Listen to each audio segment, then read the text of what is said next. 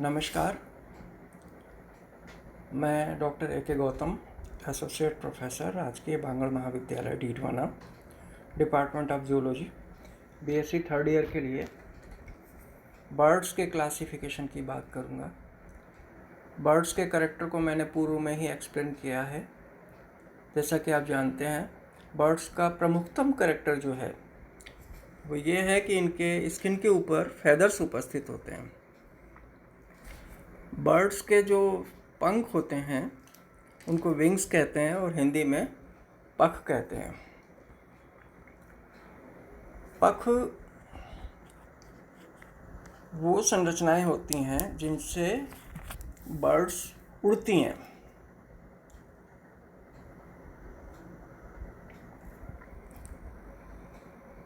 Birds में सबसे पहला जो सब क्लास है वो है आर्कियोर्निथीस।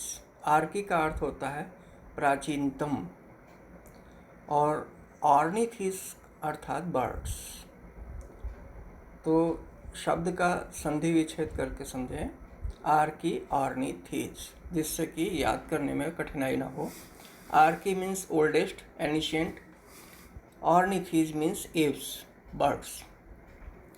आर्कियोर्निथीस की बर्ड्स क्रोकोडीलिया ऑर्डर, जैसा कि मैंने मेरे पूर्व व्याख्यान में स्पष्ट किया था, क्रोकोडीलिया ऑर्डर रेप्टाइल्स का चौथा जीवित ऑर्डर है जीवित जंतुओं का, जिसके अंतर्गत आपने क्रोकोडाइल्स, गैवियल, एलिगेटर पढ़े थे। इनकी क्या खासियत थी क्रोकोडाइल्स की, पूर्व व्याख्यान में आपने ध्यान दिया होगा। मैंने स्पष्ट किया था कि क्रोकोडाइल्स के जो टीथ होते हैं वो थिकोडोंट टीथ होते हैं।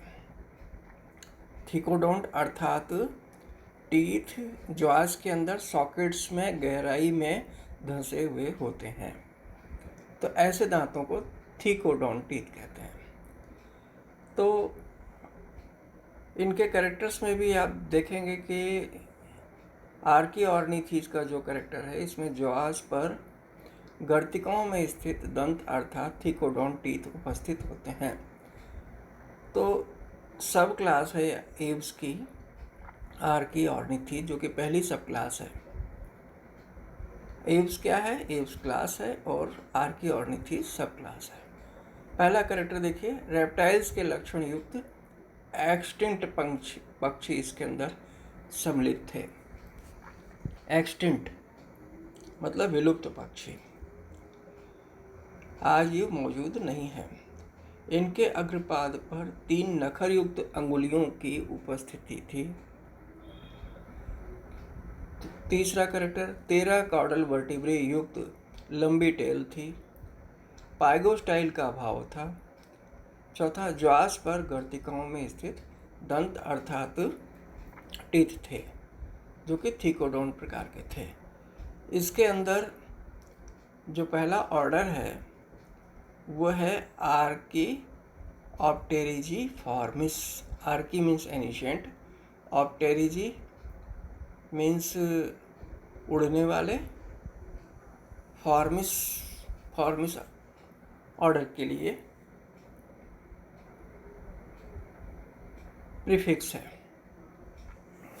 सफिक्स है, लास्ट में लगने वाला उपसर्ग है।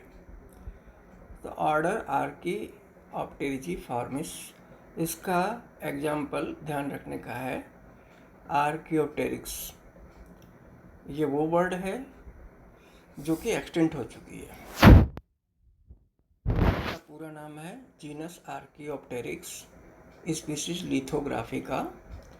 ये लाइम की रॉक्स के अंदर, चूने की रॉक्स में इनका फॉसिल मिला था, इसलिए इनको लिथोग्राफिका कहते हैं। आर्कियोप्टेरिक्स की क्या खासियत थी? आर्कियोप्टेरिक्स के अंदर चोंच थे जो कि पक्षी के कैरेक्टर थे, और उस चोंच में टीथ उपस्थित थे, थिकोडोंट टीथ उपस्थित थे।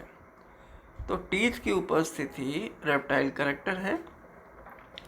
दूसरे, इनकी फोर लिम्स अर्थात जो विंग्स थे, इनके अंदर उड़ने के लिए पंख थे, और उन पंखों में अग्रस्थ भाग पर उंगलियां उपस्थित थीं। 3 नखर युक्त मतलब क्लास युक्त नाखून युक्त अंगुलियों की उपस्थिति इनके अंदर थी।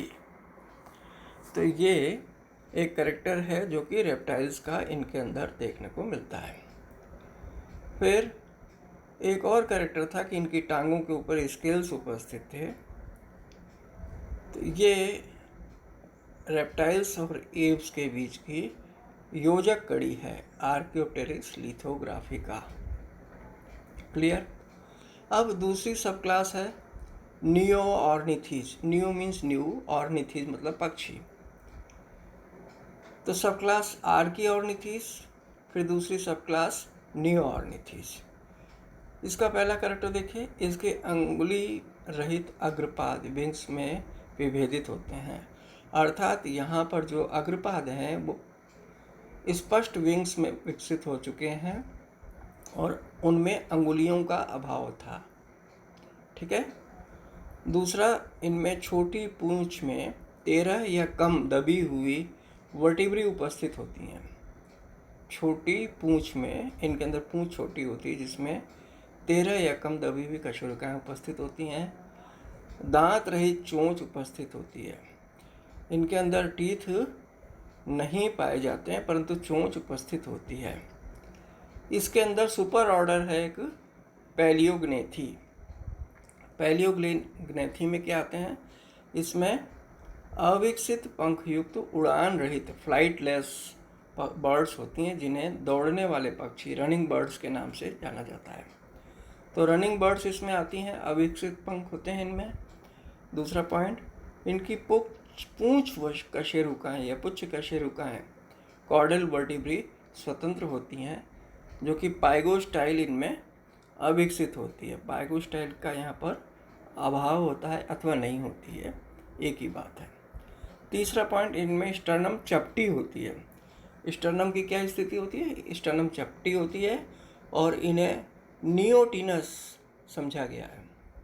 नियोटिनस का मतलब होता है जो लंबे समय तक लार्वा बनी रहे या बच्चा बना रहे, इन्हें नियोटिनस समझा गया है, क्योंकि अन्य लक्षणों के अतिरिक्त इनके पर मतलब फेदर्स भ्रूणीय कोमल पिच डाउन फेदर्स प्रकार के होते हैं। तो इवोल्यूशन में बर्ड्स में सबसे पहले जो फेदर्स बने थे वो ये डाउन फेदर्स थे। तो डाउन फेदर्स की उपस्थिति इनका नियोटिनस कैरेक्टर होता है। इसके अंदर जो पहला ऑर्डर है उसको स्ट्रूथियोनिफॉर्मिस के नाम से जाना जाता है। स्ट्रूथियोनिफॉर्मिस का अर्थ होता है ये वो पक्षी हैं जो कि स्ट्रूथियो को बिलोंग करते हैं। स्ट्रूथियो अर्थात ऑस्ट्रिच। ये अफ्रीका एवं अरब कंट्रीज़ में पाया जाने वाला प्रमुख पक्षी है, जिसको ऑस्ट्रिच या शुतुरमुर्ग के नाम से जाना जाता है, जिसकी सबसे बड़ी कोशिका अर्थात एग इसका जो है वो विश्व की सबसे बड़ी कोशिका है। तो स्ट्रूथियोनिफॉर्मिस ये विश्व के सबसे विशाल जीवित पक्षी हैं। इनकी ऊंचाई लगभग 2 मीटर तथा भार में 100 किलोग्राम या अधिक होते हैं। ऊंचाई 2 मीटर हो सकती है और भार इनका 100 केजी अधिक हो सकता है। ये छोटे शीर्ष पर बड़े नेत्र उपस्थित होते हैं इनके अंदर। इनमें सिर छोटा होता है अपेक्षाकृत बॉडी की लंबाई के या भार के, और उस पर सिर बहुत छोटा है परंतु आँख उसमें प्रोमिनेंट होती है, बड़ी होती है। गुलाबी रंग की ग्रीवा होती है, अधिक लंबे होते हैं। शीर्ष एवं ग्रीवा पर फेदर्स बहुत कम एवं छितरे हुए होते हैं। इनमें फेदर्स जो हैं अविकसित होते हैं, अल्प विकसित होते हैं, जो कि शीर्ष एवं ग्रीवा पर छितरे हुए होते हैं। तीसरा पॉइंट, इनमें लंबी मोटी एवं मजबूत टांगों पर भी फेदर्स का भाव होता है। इनकी टांगें बहुत सशक्त होती हैं, मजबूत होती हैं, दौड़ने में हेल्पफुल होती हैं, जो कि 60 किलोमीटर प्रति घंटे की रफ्तार से दौड़ने में हेल्प करती हैं बर्ड को। तो इनकी लंबी छोटी मजबूत टांगों पर भी फेदर्स का अभाव होता है, जिनके नीचे गद्दियाँ होती हैं। अब जैसे ऊँट के पैरों के नीचे गद्दी होती है, उस प्रकार से इन शुतुरमुर्ग के पैरों के नीचे भी गद्दियाँ होती हैं, जो कि रेत में इनको दौड़ने में सहायक होती हैं। रेत में पैर इनका धंसता नहीं है। चौथा पॉइंट, इनके पंख विंग्स अविकसित एवं छोटे होते हैं तथा फलस्वरूप यह उड़ नहीं सकता है। पंख इनके कैसे होते हैं?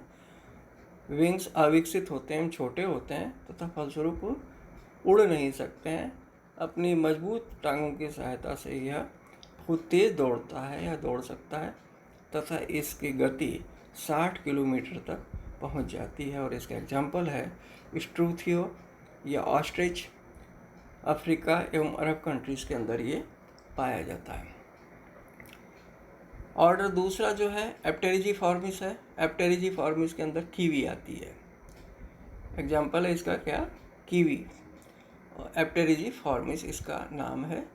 ये कैसे पक्षी होते हैं? ये रात्रिचर होते हैं, थलचर होते हैं, उड़ान रहित पक्षी हैं, जो केवल न्यूजीलैंड में पाया जाता है। शरीर की ऊंचाई 50 सेंटीमीटर से अधिक नहीं होती है।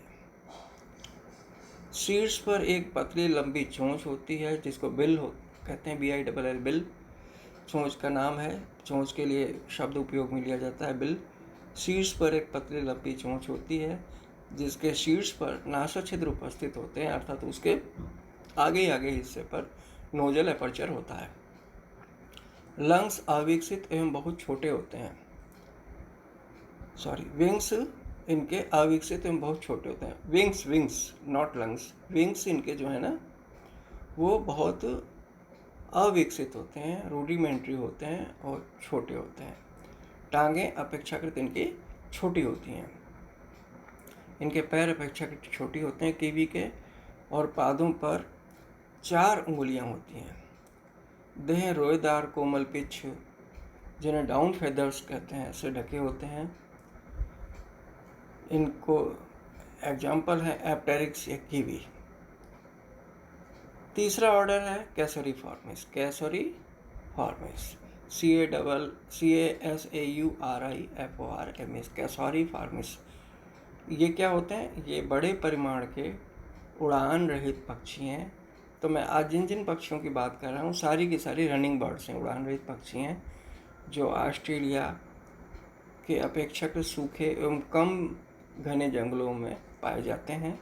इनकी ऊंचाई लगभग 1.5 मीटर तक होती है। इनकी ग्रीवा एवं धड़ कैसे होते हैं? घने रोएदार होते हैं, कोमल पिच्छों जैसे फेदर से ढके होते हैं। डाउन फेदर्स जिनको कहते हैं, डाउन फेदर से इनकी ग्रीवा एवं धड़ ढके हुए होते हैं, जो कि न्यूटिनस बर्ड्स फेदर्स हैं। इवोल्यूशन में सबसे पहले बर्ड्स के अंदर जो फेदर्स बने थे वो डाउन फेदर्स थे। वो डाउन फेदर्स से ढके हुए इनकी नेक होती है। इनके विंग्स छोटे, अल्पविकसित एवं कार्यविहीन होते हैं, नॉन फंक्शनल होते हैं। विंग्स इनके कैसे होते हैं? छोटे होते हैं, अल्पविकसित एवं कार्यविहीन होते हैं। प्रत्येक पाद पर 3 अग्र उंगलियां उपस्थित होती हैं। इनके प्रत्येक पैर के ऊपर 3 अग्र उंगलियां उपस्थित होती हैं। और इसके एग्जाम्पल्स हैं एमू, ड्रोमिसियस, उसको जूलॉजी में कहते हैं, और इसका कॉमन नेम एमू, ऑस्ट्रेलिया में पाया जाता है। कैसोरिस या कैसोवेरी जो है दूसरा एग्जाम्पल है एमू, और कैसोवेरी याद रखने का है। कैसोवेरी कहाँ मिलता है? न्यू गिनी के अंदर मिलता है। तो इस तरह से कैसोरीफॉर्मिस के अंदर कैसोरियस या कैसोवेरी इसका एग्जाम्पल है, जो कि जिसके नाम पर इस ऑर्डर का नामकरण हुआ है। इसमें कैसोवेरी और एमू पाई जाती है, जो कि क्रमशः न्यू गिनी और ऑस्ट्रेलिया में पाई जाती हैं। Thank you.